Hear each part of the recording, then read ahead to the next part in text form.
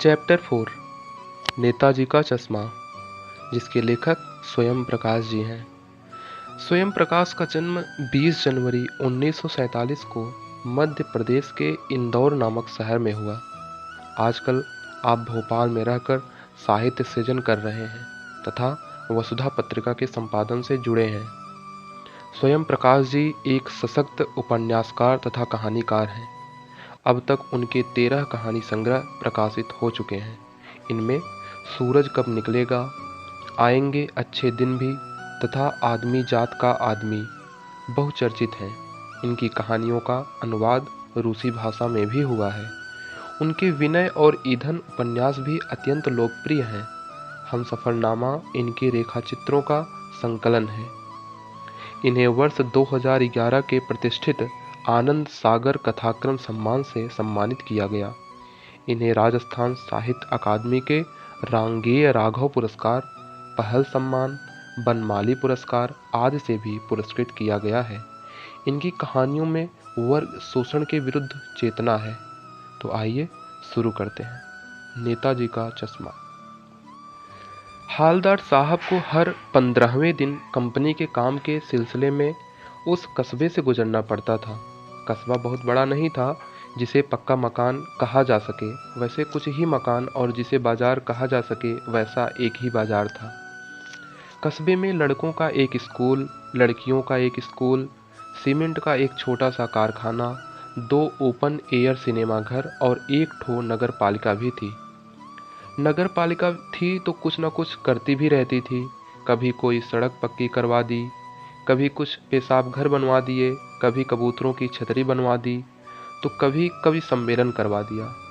इसी नगर पालिका के किसी उत्साही बोर्ड या प्रशासनिक अधिकारी ने एक बार शहर के मुख्य बाजार के चौराहे पर नेताजी सुभाष चंद्र बोस की एक संगमरमर की प्रतिमा लगवा दी। यह कहानी उसी प्रतिमा के बारे में है, बल्कि उसके भी एक छोटे से हिस्से के बारे में। पूरी बात तो अब पता नहीं, लेकिन लगता है कि देश के अच्छे मूर्तिकारों की जानकारी नहीं होने और अच्छी मूर्ति की लागत अनुमान और उपलब्ध बजट से कहीं बहुत ज़्यादा होने के कारण काफ़ी समय ऊहापोह और चिट्ठी पत्री में बर्बाद हुआ होगा, और बोर्ड की शासनावधि समाप्त होने की घड़ियों में किसी स्थानीय कलाकार को ही अवसर देने का निर्णय किया गया होगा, और अंत में कस्बे के इकलौते हाई स्कूल के इकलौते ड्राइंग मास्टर, मान लीजिए मोतीलाल जी को ही यह काम सौंप दिया गया होगा, जो महीने भर में मूर्ति बनाकर पटक देने का विश्वास दिला रहे थे। जैसा कि कहा जा चुका है, मूर्ति संगमरमर की थी। टोपी की नोक से कोट के दूसरे बटन तक कोई 2 फुट ऊंची, जिसे कहते हैं बस्ट, और सुंदर थी। नेताजी सुंदर लग रहे थे, कुछ मासूम और कमसिन, फौजी वर्दी में। मूर्ति को देखते ही दिल्ली चलो और तुम मुझे खून दो वगैरह याद आने लगते थे। इस दृष्टि से यह सफल और सराहनीय प्रयास था। केवल एक चीज़ की कसर थी जो देखते ही खटकती थी। नेताजी की आंखों पर चश्मा नहीं था, यानी चश्मा तो था लेकिन संगमरमर का नहीं था। एक सामान्य और सचमुच के चश्मे का चौड़ा काला फ्रेम मूर्ति को पहना दिया गया था। हालदार साहब जब पहली बार इस कस्बे से गुजरे और चौराहे पर पान खाने रुके, तभी उन्होंने इसे लक्षित किया और उनके चेहरे पर एक कौतुक भरी मुस्कान फैल गई। वाह भाई, यह आइडिया भी ठीक है। मूर्ति पत्थर की लेकिन चश्मा रियल। जीप कस्बा छोड़कर आगे बढ़ गई। तब भी हालदार साहब इस मूर्ति के बारे में ही सोचते रहे और अंत में इस निष्कर्ष पर पहुँचे कि कुल मिलाकर कस्बे के नागरिकों का यह प्रयास सराहनीय ही कहा जाना चाहिए। महत्व मूर्ति के रंग रूप या कद का नहीं, उस भावना का है, वरना तो देशभक्ति भी आजकल मजाक की चीज होती जा रही है। दूसरी बार जब हालदार साहब उधर से गुजरे तो उन्हें मूर्ति में कुछ अंतर दिखाई दिया।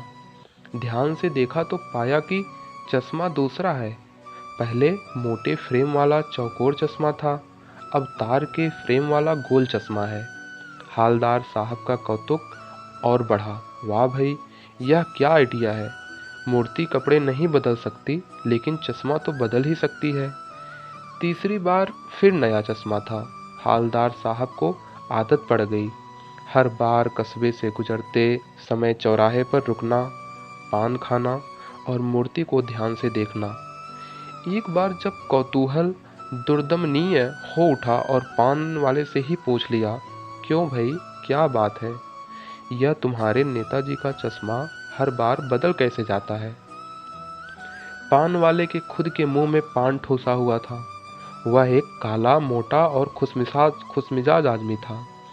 हालदार साहब का प्रश्न सुनकर वह आंखों ही आंखों में हंसा। उसकी तोंद थिरकी। पीछे घूमकर उसने दुकान के नीचे पान थूका और अपनी लाल काली बत्ती से निकालकर बोला, कैप्टन चश्मे वाला करता है। क्या करता है? हालदार साहब कुछ समझ नहीं पाए। चश्मा चेंज कर देता है, पान वाले ने समझाया। क्या मतलब? क्यों चेंज कर देता है? हालदार साहब अब भी नहीं समझ पाए। कोई गिराक आ गया समझो, उसको चौड़े चौखट चाहिए, तो कैप्टन किधर से लाएगा? तो उसको मूर्ति वाला दे दिया, उधर दूसरा बिठा दिया। अब हालदार साहब को बात कुछ कुछ समझ में आई।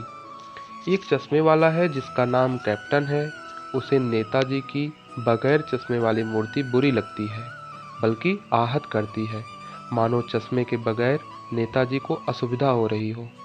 इसलिए वह अपनी छोटी सी दुकान में उपलब्ध गिने चुने फ्रेमों में से एक नेताजी की मूर्ति पर फिट कर देता है। लेकिन जब कोई ग्राहक आता है और उसे वैसे ही फ्रेम की दरकार होती है जैसा मूर्ति पर लगा है, तो कैप्टन चश्मे वाला मूर्ति पर लगा फ्रेम संभवतः नेताजी से क्षमा मांगते हुए लाकर ग्राहक को दे देता है और बाद में नेताजी को दूसरा फ्रेम लौटा देता है।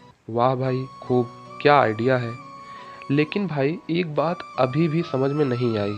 हालदार साहब ने पान वाले से फिर पूछा, नेताजी का ओरिजिनल चश्मा कहाँ गया?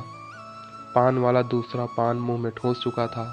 दोपहर का समय था, दुकान पर भीड़ भाड़ अधिक नहीं थी। वह फिर आंखों ही आंखों में हंसा। उसकी तोंद थिरकी। कत्थे की डंडी फेंक पीछे मुड़कर उसने नीचे पीक थूकी और मुस्कुराता हुआ बोला, मास्टर बनाना भूल गया। पान वाले के लिए यह एक मज़ेदार बात थी, लेकिन हालदार साहब के लिए चकित और द्रवित करने वाली। यानी वह ठीक ही सोच रहे थे। मूर्ति के नीचे लिखा, मूर्तिकार मास्टर मोतीलाल। वाकई कस्बे का अध्यापक था। बेचारे ने महीने भर में मूर्ति बनाकर पटक देने का वादा कर दिया होगा, बना भी ली होगी, लेकिन पत्थर में पारदर्शी चश्मा कैसे बनाया जाए, कांच वाला यह तय नहीं कर पाया होगा।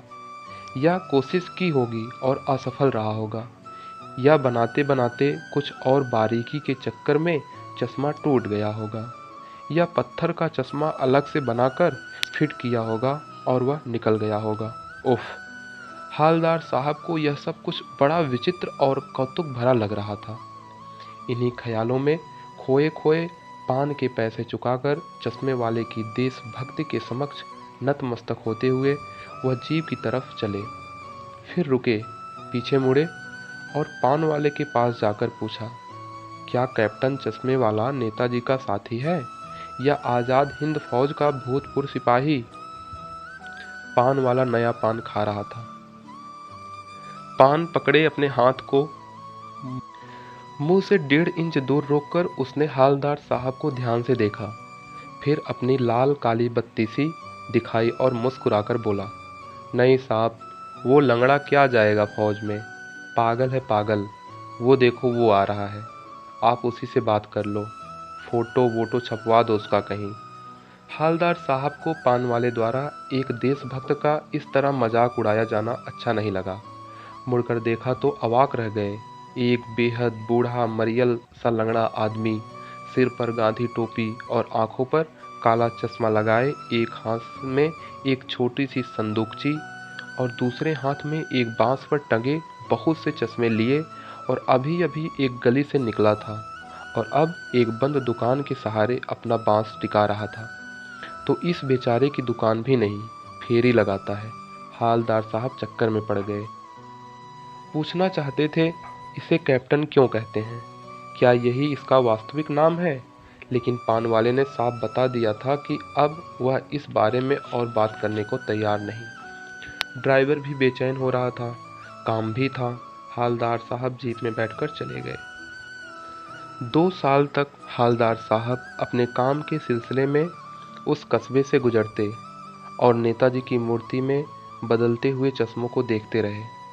कभी गोल चश्मा होता तो कभी चौकोर, कभी लाल, कभी काला, कभी धूप का चश्मा, कभी बड़े कांचों वाला गोगो गोगो चश्मा, पर कोई न कोई चश्मा होता जरूर। उस धूल भरी यात्रा में हालदार साहब को कौतुक और प्रफुल्लता के कुछ क्षण देने के लिए। फिर एक बार ऐसा हुआ कि मूर्ति के चेहरे पर कोई भी कैसा भी चश्मा नहीं था। उस दिन पान की दुकान भी बंद थी। चौराहे की अधिकांश दुकानें बंद थी। अगली बार भी मूर्ति की आंखों पर चश्मा नहीं था।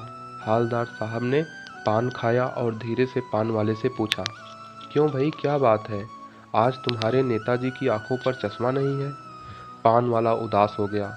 उसने पीछे मुड़कर मुंह का पान नीचे थूका और सिर झुकाकर अपनी धोती के सिरे से आंखें पोंछते हुए बोला, साहब, कैप्टन मर गया।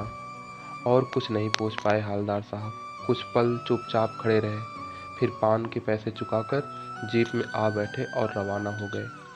बार बार सोचते, क्या होगा उस कौम का जो अपने देश की खातिर घर गृहस्थी, जवानी, जिंदगी सब कुछ होम कर देने वालों पर भी हंसती है और अपने लिए बिकने के मौके ढूंढती है। दुखी हो गए। 15 दिन बाद फिर उसी कस्बे से गुजरे।